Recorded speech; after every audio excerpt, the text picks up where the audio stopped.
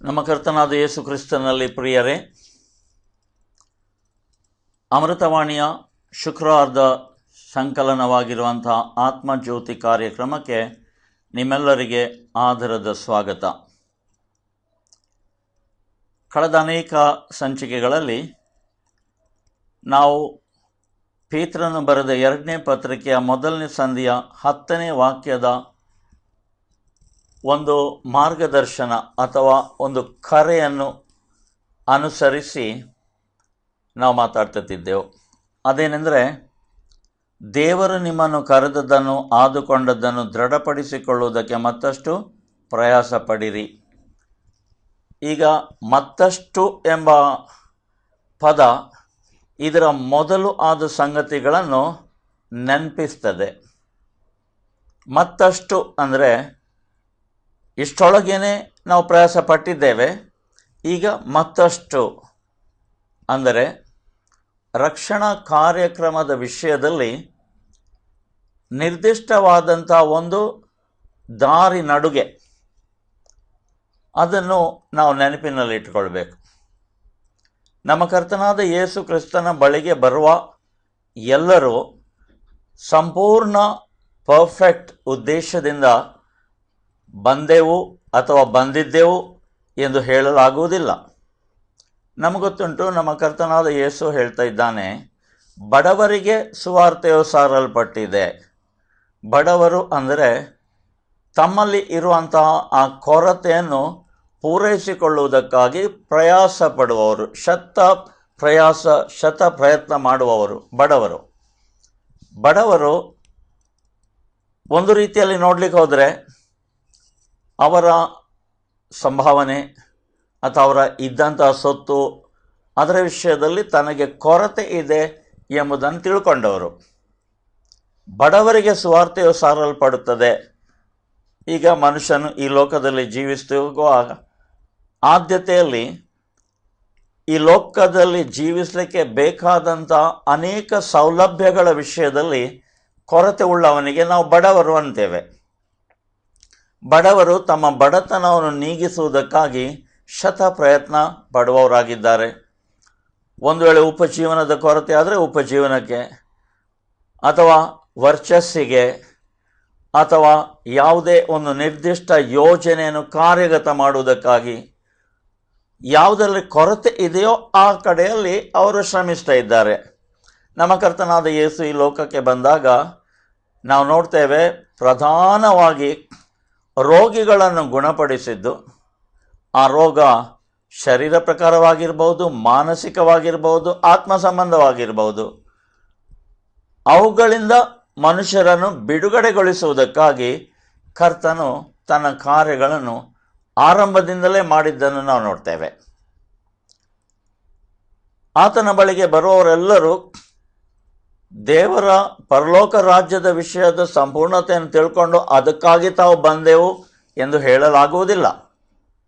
ಕೆಲವರು ತಮ್ಮ ರೋಗಗಳಲ್ಲಿ, ನಮ್ಮ ಸಮಸ್ಯೆಗಳಲ್ಲಿ ಬಂದಿರೋ. ಈಗ ಆ ರೀತಿಯಲ್ಲಿ ಬಂದವರು ಅವರ ಸಮಸ್ಯೆಗಳು ಪರಿಹಾರವಾದಾಗ ಪಕ್ಕನೆ ಒಂದು ಆಲೋಚನೆ ಅವರಲ್ಲಿ ಬರ್ತದೆ. ಈಗ ನೋಡಿ, ಯಾವಾಗ ಯೇಸು ಸ್ವಾಮಿ ಗಲಿಲಾಯ ಸಮುದ್ರದ ಮೇಲೆ ಪ್ರಯಾಣ ಮಾಡ್ತಿರುವಾಗ, ಬಿರುಗಾಳಿ ಎದ್ದಾಗ, ದೋಣಿಯು ಮುಳುಗುವ ಸ್ಥಿತಿಗೆ ಬಂದಾಗ ಆತನು ಎದ್ದು ಅಪ್ಪಣೆ ಕೊಟ್ಟು ಬಿರುಗಾಳಿಯನ್ನು, ಸಮುದ್ರವನ್ನು ಗದರಿಸಿದಾಗ ಎಲ್ಲವೂ ಶಾಂತವಾಯ್ತಾ? ಆಗ ಪಕ್ಕನೆ ಒಂದು ಆಲೋಚನೆಯಲ್ಲಿ ಬಂತು, ಬಿರುಗಾಳಿಯು, ಸಮುದ್ರವು ಈತನಿಗೆ ಅಧೀನವಾಗ್ತದೆ, ಈತನು ಯಾರು ಎಂಬ ಪ್ರಶ್ನೆ. ಪ್ರಿಯರೇ, ತಮ್ಮ ಅಗತ್ಯತೆಗಳಲ್ಲಿ ಕ್ರಿಸ್ತನ ಬಳಿಗೆ ಬರುವವರಿಗೆ ಯೇಸು ತನ್ನ ಪ್ರಭಾವವನ್ನು, ತನ್ನ ಶಕ್ತಿಯನ್ನು ತೋರಿಸುವಾಗ ಸರ್ವಸಾಧಾರಣವಾಗಿ ಅವರ ಮನಸ್ಸಲ್ಲಿ ಮೊಳಗುವಂಥ ಇನ್ನೊಂದು ಪ್ರಶ್ನೆ, ಈತನು ಯಾರಾಗಿರಬಹುದು? ಈಗ ನೋಡಿ, ಇದೇ ಪ್ರಶ್ನೆಯನ್ನು ನಮ್ಮ ಕರ್ತನಾದ ಯೇಸು ತನ್ನ ಶಿಷ್ಯರ ಹತ್ರ ಕೇಳಿದ್ನು. ಜನರು ನನ್ನನ್ನು ಏನಂತಾರೆ, ನೀವು ನನ್ನನ್ನು ಏನಂತೀರಿ? ಈಗ ಯೇಸು ಸ್ವಾಮಿ ಬಡ ಜನರ ಅಗತ್ಯತೆಗಳಲ್ಲಿ ಸಕ್ರಿಯವಾಗಿ ಸ್ಪಂದಿಸಿ ಅವರ ಕೊರತೆಗಳನ್ನು ನೀಗಿಸಿದಾಗ್ಯೂ ಯೇಸು ಕ್ರಿಸ್ತನ ಉದ್ದೇಶ ಏನಂತ ಹೇಳಿದರೆ, ಇದರ ಮೂಲಕವಾಗಿ ತಾನು ತನ್ನನ್ನೇ ಯಾವ ರೀತಿಯಲ್ಲಿ ಇವರ ಸನ್ಮುಖದಲ್ಲಿ ನಾನು ತೋರಿಸಿಕೊಡ್ತೇನೆ, ನನ್ನ ವಿಷಯವಾಗಿ ಅವರು ಏನಂತ ತಿಳಿತಾರೆ.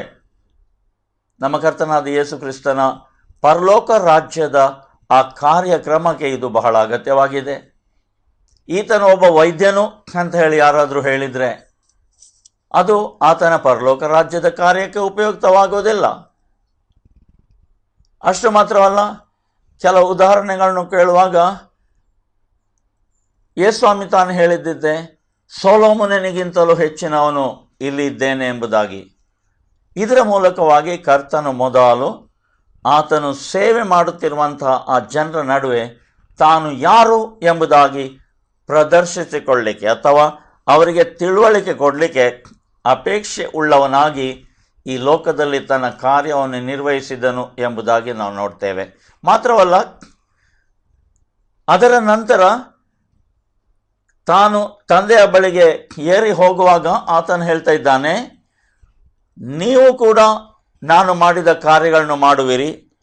ಅಷ್ಟು ಮಾತ್ರವಲ್ಲ, ಆತನು ಹೇಳಿದ ಒಂದು ಮಾತನ್ನು ಜ್ಞಾಪಕ ಮಾಡಿಕೊಳ್ಳುವ, ನೀವು ನನಗೆ ಸಾಕ್ಷಿಗಳಾಗಿರಬೇಕು ಅಥವಾ ನೀವು ನನಗೆ ಸಾಕ್ಷಿಗಳಾಗುವಿರಿ. ನಮ್ಮ ಕರ್ತನ ಉದ್ದೇಶ ಇಷ್ಟೇ. ಆತನು ಮಾಡಿದ್ದೇ ಆಗಲಿ ಅಥವಾ ಆತನ ಶಿಷ್ಯರು ಮಾಡಿದ್ದೇ ಆಗಲಿ ಆತನಿಗೆ ಸಾಕ್ಷಿಗಳಾಗಬೇಕು. ಆತನು ಯಾವುದಕ್ಕಾಗಿ ಬಂದದ್ದು? ಆತನು ಪರಲೋಕ ರಾಜ್ಯಕ್ಕಾಗಿ ಬಂದದ್ದು. ಹಾಗಾದರೆ ಪರಲೋಕ ರಾಜ್ಯ ಈ ಲೋಕದಲ್ಲಿ ನೆರವೇರುವಂಥ ಉದ್ದೇಶದಿಂದ ಈ ಕಾರ್ಯಗಳು ನಡೆದವು ಎಂಬುದನ್ನು ನಾವು ನೋಡ್ತೇವೆ. ಈ ಸಂಬಂಧದಲ್ಲಿ ಒಂದು ಸಾರಿ ಆತನು ಯಾರು ಎಂಬುದಾಗಿ ಗುರುತಿಸಿದ ನಂತರ ದೇವರ ವಾಕ್ಯ ಅನೇಕ ಸ್ಥಳಗಳಲ್ಲಿ ಹೇಳಿದಂತೆ, ಮನಸಾಂತರ ಪಟ್ಟು ದೇವರ ಕಡೆಗೆ ತಿರುಗಿಕೊಳ್ಳಿರಿ, ಪರಲೋಕ ರಾಜ್ಯವು ಹತ್ತಿರವಾಗಿದೆ. ಆ ಹತ್ತಿರವಾದಂಥ ಪರಲೋಕ ರಾಜ್ಯದಲ್ಲಿ ನೀವು ಯಾರಾದರೂ ಪ್ರವೇಶಿಸಬೇಕಾದ್ರೆ ನಿಮಗೆ ಅದು ಕಾಣಬೇಕು. ಅದಕ್ಕಾಗಿ ಕರ್ತನು ಹೇಳ್ತಾ ಇದ್ದಾನೆ, ಒಬ್ಬನು ಹೊಸತಾಗಿ ಹುಟ್ಟದಿದ್ದರೆ ದೇವರ ರಾಜ್ಯವನ್ನು ಕಾಣುವುದಿಲ್ಲ. ಮಾತ್ರವಲ್ಲ, ಆತ್ಮದಲ್ಲಿಯೂ ನೀರಿನಲ್ಲಿಯೂ ಹುಟ್ಟದಿದ್ದರೆ ಪರಲೋಕ ರಾಜ್ಯವನ್ನು ಪ್ರವೇಶಿಸುವುದಿಲ್ಲ ಎಂಬುದಾಗಿ ಹೇಳ್ತಾನೆ. ಹಾಗಾದರೆ ಮೊದಲ ಹಂತ ಆತನು ಯಾರು, ಕರ್ತನು ಯಾರು ಎಂಬುದಾಗಿ ಗುರುತಿಸಿದ ನಂತರ ಆತನ ಆ ರಾಜ್ಯವನ್ನು ಆತನು ನಮ್ಮ ಎದುರು ಇಟ್ಟಿದ್ದಾನೆ. ಆತನ ರಾಜ್ಯಕ್ಕಾಗಿ ಬಂದಿದ್ದಾನೆ. ಈಗ ಆ ರಾಜ್ಯದ ಸಲುವಾಗಿ ನಾವು ಆ ರಾಜ್ಯವನ್ನು ಪ್ರವೇಶಿಸುವಂಥ ದೈವಿಕ ಉದ್ದೇಶವನ್ನು ನಮಗೆ ಕೊಟ್ಟಿದ್ದಾನೆ ಅಂತ ಹೇಳಿದ ನಂತರ ನಾವು ಅದನ್ನು ಪ್ರವೇಶಿಸುವಂಥದ್ದು. ಆ ಪ್ರವೇಶ ಮಾಡುವಂಥ ಆರಂಭದಲ್ಲೇ ಸ್ನಾನಿಕ ಯೋಹಾನನು ಒಂದು ಬಾಗಿಲನ್ನು ತೆರೆದು, ಲೋಕದ ಜನರ ಎದುರು ಒಂದು ಬಾಗಿಲನ್ನು ತೆರೆದು ಯಾವ ರೀತಿಯಲ್ಲಿ ಇಸ್ರಾಯೇಲ್ ಜನರನ್ನು ಕರ್ತನ ಬರೋಣಕ್ಕೆ ಸಿದ್ಧಪಡಿಸುವುದು ಎಂಬಂಥ ಯೋಜನೆಯನ್ನು ಮಾಡಿದ್ದಾನೆ. ಅದರೊಂದಿಗೆ ಪೂರಕವಾಗಿ ನಮ್ಮ ಕರ್ತನಾದ ಯೇಸು ಬಂದು ಸ್ನಾನಿಕ ಯೋಹಾನ ಹೇಳಿದಂತೆ, ನಾನು ನಿಮಗೆ ನೀರಿನಲ್ಲಿ ದೀಕ್ಷಾ ಸ್ನಾನ ಕೊಡ್ತೇನೆ, ಆದರೆ ನನಗಿಂತ ಇನ್ನೂ ಬರುವವನೊಬ್ಬನು, ಆತನ ಪಾದದ ಕೆರಗಳನ್ನು ನಾನು ಬಿಚ್ಚುವುದಕ್ಕೆ ಯೋಗ್ಯನಲ್ಲ, ಆತ ನಿಮಗೆ ಆತ್ಮದಲ್ಲಿಯೂ ಬೆಂಕಿಯಲ್ಲಿಯೂ ಅಭಿಷೇಕ ಮಾಡುವನು ಎಂಬುದಾಗಿ. ಸೊ ಹಾಗಾದರೆ ಸ್ನಾನಿಕ ಯೋಹಾನನ ಇಂಟ್ರೊಡಕ್ಷನ್, ಅದರೊಟ್ಟಿಗೆ ಯೇಸು ಕ್ರಿಸ್ತನ ರಾಜ್ಯದ ಸುವಾರ್ತೆ, ಇದು ಮನುಷ್ಯರನ್ನು ದೇವರ ಯೋಜನೆಗೆ ನಡೆಸುವುದಾದರೆ ಅಲ್ಲಿ ಪ್ರಮಾಣಪೂರ್ವಕವಾಗಿ ನಾವು ಆ ದೇವರ ರಾಜ್ಯವನ್ನು ಪ್ರವೇಶಿಸುವಂಥ ಒಂದು ಸಂಸ್ಕಾರ ನಮಗೆ ಕೊಡಲ್ಪಟ್ಟಿದೆ. ಈ ಸಂಸ್ಕಾರ ದೀಕ್ಷಾ ಸ್ನಾನದ ಮೂಲಕವಾಗಿ ನಾವು ಅದನ್ನು ಗುರುತಿಸಿಕೊಳ್ತೇವೆ. ದೀಕ್ಷಾ ಸ್ನಾನದ ಪ್ರಕ್ರಿಯೆಯನ್ನು ಆರಂಭ ಮಾಡಿದ್ದು ಸ್ನಾನಿಕ ಯೋಹಾನನು, ಆದರೆ ಅದನ್ನು ಸಂಪೂರ್ಣತೆಗೆ ತರುವಂಥ ಹಂತದಲ್ಲಿ ಯೇಸು ಕ್ರಿಸ್ತನು ತನ್ನ ಶಿಷ್ಯರ ಮೂಲಕವಾಗಿ ಯೇಸು ಕ್ರಿಸ್ತನು ಯಾರು ಎಂಬುದಾಗಿ ತಿಳ್ಕೊಂಡ ನಂತರ ಆ ಕ್ರಿಸ್ತ ಯೇಸುವಿನಲ್ಲಿ ಪ್ರವೇಶಿಸುವುದಕ್ಕಾಗಿ ತಂದೆ, ಮಗ, ಪವಿತ್ರಾತ್ಮನ ಹೆಸರಿನಲ್ಲಿ ದೀಕ್ಷಾ ಸ್ನಾನ ಎಂಬುದನ್ನು ಆರಂಭಿಸಿದ್ದು ನಾವು ನೋಡ್ತೇವೆ.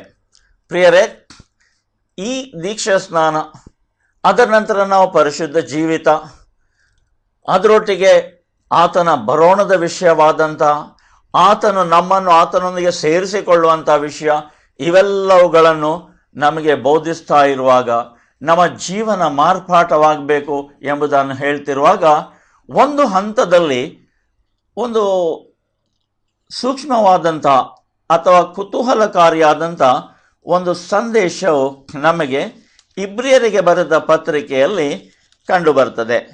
ಪ್ರಿಯರೇ, ಈಗ ನಾವು ಪಡಕೊಂಡ ರಕ್ಷಣೆಯನ್ನು ಸ್ಥಿರಪಡಿಸುವುದಕ್ಕೆ ಮತ್ತಷ್ಟು ಪ್ರಯಾಸ ಪಡಿರಿ ಅಂತ ಹೇಳುವ ಆ ಹಂತದಲ್ಲಿ ಇಲ್ಲಿ ನಾವು ಇಬ್ರಿಯರಿಗೆ ಬರೆದ ಪತ್ರಿಕೆ 6ನೇ ಸಂಧಿಯಲ್ಲಿ ಒಂದು ವಿಶೇಷವಾದ ಮಾರ್ಗದರ್ಶನ ನೋಡ್ತೇವೆ.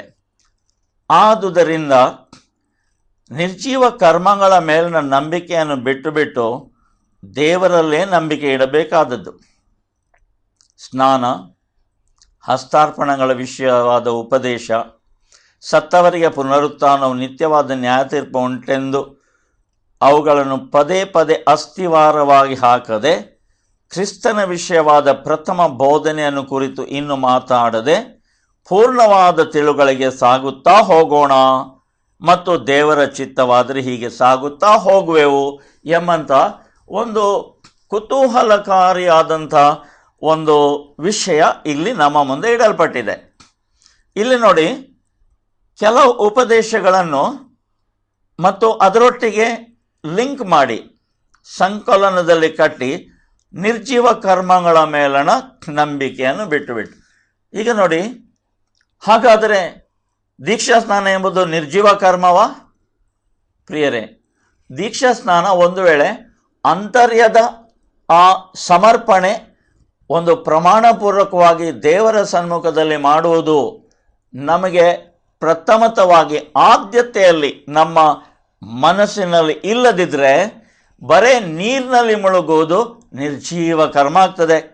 ಅದಕ್ಕಾಗಿ ನಿರ್ಜೀವ ಕರ್ಮಗಳ ಮೇಲಿನ ನಂಬಿಕೆಯನ್ನು ಬಿಟ್ಟು ದೇವರಲ್ಲಿಯೇ ನಂಬಿಕೆ ಇಡಬೇಕಾದದ್ದು. ಹಾಗಾದರೆ ಯಾವಾಗ ದೇವರಲ್ಲಿ ನಂಬಿಕೆ ಇಲ್ಲವೋ ಅಷ್ಟರ ತನಕ ನಾವು ಮಾಡುವಂಥ ಸಂಸ್ಕಾರಗಳು ನಿರ್ಜೀವ ಕರ್ಮಗಳಾಗ್ತವೆ ಎಂಬುದನ್ನು ನಾವು ಗಮನಿಸೋಣ.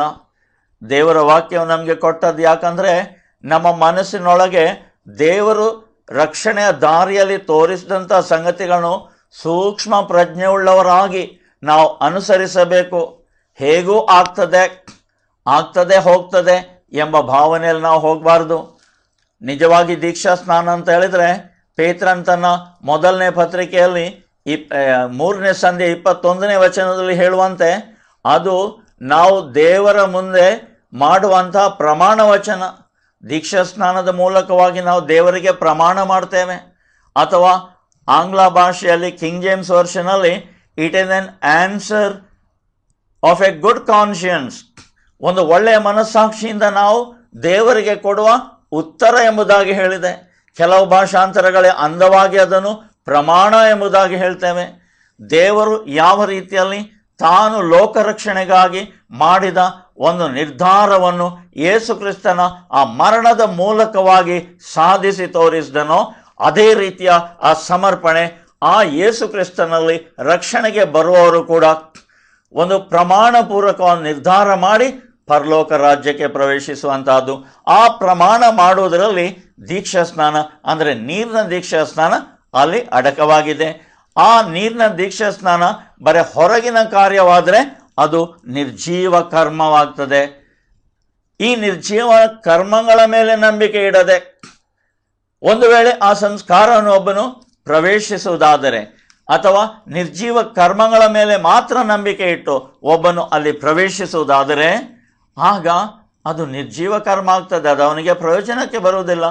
ನಿರ್ಜೀವ ಕರ್ಮಗಳ ಮೇಲಿನ ನಂಬಿಕೆಯನ್ನು ಬಿಟ್ಟು ದೇವರಲ್ಲಿಯೇ ವಿಶ್ವಾಸ ಇಡಬೇಕಾದದ್ದು. ಹಾಗಾದರೆ ಕರ್ಮಗಳು ಮತ್ತು ವಿಶ್ವಾಸ ಇವುಗಳಲ್ಲಿ ವಿಶ್ವಾಸ ಇರುವಾಗ ಮಾತ್ರ ಕರ್ಮಕ್ಕೆ ಬೆಲೆ. ಈಗ ಅವುಗಳನ್ನು ವಿವರವಾಗಿ ಹೇಳುವಾಗ ಸ್ನಾನ ಅಂದರೆ ದೀಕ್ಷಾ ಸ್ನಾನ, ಬ್ಯಾಪ್ಟಿಸಮ್, ಆಂಗ್ಲ ಭಾಷೆಯಲ್ಲಿ ಅದಕ್ಕೆ ಬ್ಯಾಪ್ಟಿಸಮ್ ಎಂಬುದಾಗಿದೆ. ಸ್ನಾನ ಅಂತ ಹೇಳಿದರೆ ನಾವು ಮೈಕೊಳೆಯನ್ನು ತೆಗೆಯುವುದಕ್ಕಾಗಿ ದಿನನಿತ್ಯಲು ಮಾಡುವಂಥ ಸ್ನಾನ ಬೇರೆ, ಆದರೆ ಇಲ್ಲಿ ಸ್ನಾನ ಅಂತ ಹೇಳುವಂಥದ್ದು ಬ್ಯಾಪ್ಟಿಸಮ್, ಹಸ್ತಾರ್ಪಣ. ಕ್ರಿಸ್ತನ ಸಭೆಯಲ್ಲಿ ಹಸ್ತಾರ್ಪಣೆಯ ಮೂಲಕವಾಗಿ ಅಧಿಕಾರವನ್ನು ಹಸ್ತಾಂತರಿಸುವಂತಹ ಕಾರ್ಯ, ಹಸ್ತಾರ್ಪಣೆಗಳ ವಿಷಯವಾದ ಉಪದೇಶ, ಅದರ ನಂತರ ಪುನರುತ್ಥಾನ, ಸತ್ತವರಿಗೆ ಪುನರುತ್ಥಾನ ಉಂಟು, ನಿತ್ಯ ನ್ಯಾಯ ತೀರ್ಪು ಉಂಟು ಎಂಬಂಥ ಆ ಬೋಧನೆಯನ್ನೇ ಪದೇ ಪದೇ ಅಸ್ಥಿವಾರ ಹಾಕದೆ, ಅಂದರೆ ಅವುಗಳೆಲ್ಲ ಅಸ್ಥಿವಾರ ಬೋಧನೆಗಳು, ಆದರೆ ಅವುಗಳು ದೇವರ ಮೇಲಿನ ನಂಬಿಕೆಯಿಂದ ಸಕ್ರಿಯಗೊಳ್ತವೆ. ಅದನ್ನು ಹಾಗೆ ಮಾಡದೆ ಪ್ರಥಮ ಬೋಧನೆ, ಕ್ರಿಸ್ತನ ವಿಷಯವಾದ ಪ್ರಥಮ ಬೋಧನೆಯನ್ನು ಕುರಿತು ಇನ್ನೂ ಮಾತನಾಡದೆ, ಅಂದರೆ ಕ್ರಿಸ್ತನ ಮೂಲಕವಾಗಿ ಆ ಪ್ರಥಮ ಬೋಧನೆ ನಮಗೆ ಬಂದದ್ದು, ಅದು ಪ್ರಥಮ ಬೋಧನೆ ಅಂದರೆ ಆರಂಭದ ಬೋಧನೆ. ಹೆಚ್ಚಿನ ತಿಳುವಳಿಕೆಗೆ ಅಥವಾ ಪೂರ್ಣವಾದ ತಿಳುವಳಿಕೆಗೆ ಸಾಗುತ್ತಾ ಹೋಗೋಣ.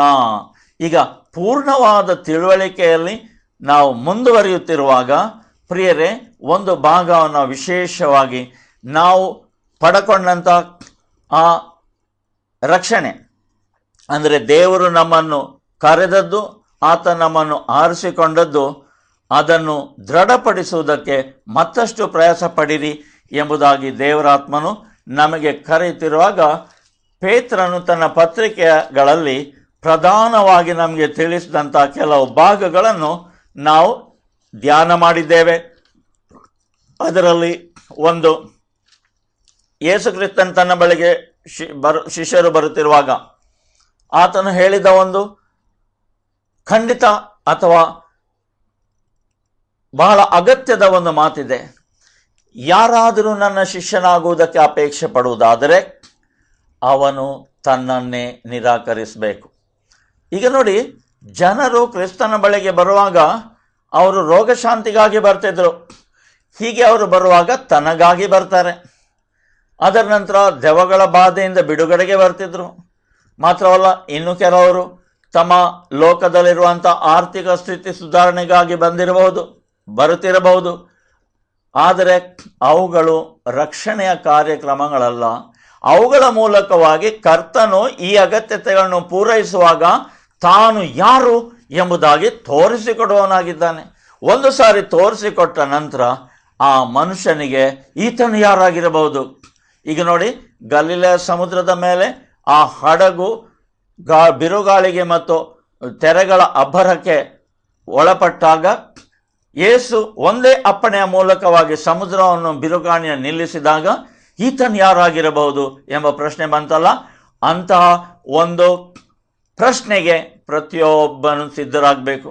ಒಂದು ವೇಳೆ ಯಾರಾದರೂ ಹೌದು, ಅದ್ಭುತ ಮಾಡಿದ ರೊಟ್ಟಿ ಮೀನುಗಳನ್ನು ತಿಂದು ಸಂತೋಷಪಟ್ಟೆ, ನನಗಾದ ರೋಗ ನಿವಾರಣೆಯಿಂದ ನಾನು ಭದ್ರನಾದೆ, ಇದೆಲ್ಲ ಮುಗಿಸಿದ ನಂತರ ಅದೇ ಸ್ಥಳದಲ್ಲಿ ನನಗೆ ಇನ್ನು ಸಾಕು, ದೇವರೇ ನಿನಗೆ ಸ್ತೋತ್ರ, ಇನ್ನು ಸಾಕು ಅಂತ ಹೇಳಿದರೆ ಆ ಮನುಷ್ಯನು ದೇವರ ಚಿತ್ತಕ್ಕೆ ಒಳಪಡುವುದಿಲ್ಲ. ಯೇಸು ಅದ್ಭುತ ಕಾರ್ಯಗಳನ್ನು ಮಾಡಿದ್ದು ತಾನು ಯಾರು ಎಂಬುದಾಗಿ ತೋರಿಸಿಕೊಡುವುದಕ್ಕಾಗಿ. ಬೇರೆ ಬೇರೆ ಹಂತದಲ್ಲಿ ಬೇರೆ ಬೇರೆ ದಿಶೆಯಲ್ಲಿ ಆತನ ಇದನ್ನು ಮಾಡಲಿಕ್ಕಿತ್ತು. ಒಂದು ಸ್ಥಳದಲ್ಲಿ ಆತನು ಹೇಳ್ತಾ ಇದ್ದಾನೆ, ಮಗನೇ ನಿನ್ನ ಪಾಪಗಳು ಕ್ಷಮಿಸಲ್ಪಟ್ಟಿವೆ ಎಂಬುದಾಗಿ. ಆಗ ಅಕ್ಕಪಕ್ಕದಲ್ಲಿ ಅದನ್ನು ಕೇಳಿದವರು ಹೇಳಿದರು, ಇವನು ಯಾರು ರೋಗಗಳನ್ನು ಕ್ಷಮಿಸಲಿಕ್ಕೆ? ದೇವರೊಬ್ಬನೇ ಅಲ್ವಾ ರೋಗಗಳನ್ನು ಪಾಪಗಳನ್ನು ಕ್ಷಮಿಸುವಂತಹದ್ದು? ಪಾಪಗಳನ್ನು ಕ್ಷಮಿಸಲಿಕ್ಕೆ ಇವನು ಎಷ್ಟರವನು ಎಂಬುದಾಗಿ ಪ್ರಶ್ನೆ ಕೇಳ್ತಾರೆ. ಆದರೆ ಆತನಿಗೆ ಅದು ಗೊತ್ತಾಗಿ ಆತನು ಇಮಿಡಿಯೇಟ್ಲಿ ಆ ಸ್ಥಳದಲ್ಲಿ ಹೇಳ್ತಾ ಇದ್ದಾನೆ, ಮನುಷ್ಯ ಕುಮಾರನಿಗೆ ಈ ಲೋಕದಲ್ಲಿ ಪಾಪಗಳನ್ನು ಕ್ಷಮಿಸುವ ಅಧಿಕಾರ ಉಂಟೆಂದು ನೀವು ತಿಳಿಯುವಂತೆ. ಆತ ನೇರವಾಗಿ ಆ ಪಾರ್ಶ್ವವಾಯು ರೋಗಿ ಹೇಳ್ತಾನೆ, ಎದ್ದು ನಿನ್ನ ಹಾಸಿಗೆಯನ್ನು ತೆಗೆದುಕೊಂಡು ಹೋಗು, ನಡೆ. ಆ ಮನುಷ್ಯನು ಎದ್ದು ನಡೆದನು.